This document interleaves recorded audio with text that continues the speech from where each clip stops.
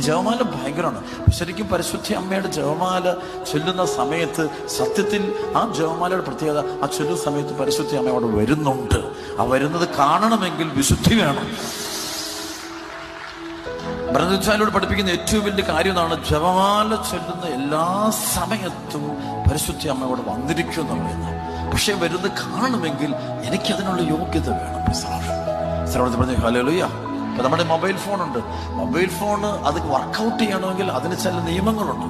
അതിന് ടവറിന് അടുത്ത് വെച്ചാലും അതിന് കേടാണെങ്കിൽ അതിന് വർക്ക് ചെയ്യാൻ പറ്റില്ല. അപ്പൊ അതൊരു ടവർ അടുത്തിരുന്നാലും അത് കേടുപിടിച്ചതാണെങ്കിൽ അതിന് വർക്ക് ചെയ്യാൻ പറ്റത്തില്ല, അതിന് സിഗ്നൽ കാണിക്കാൻ പറ്റില്ലത്.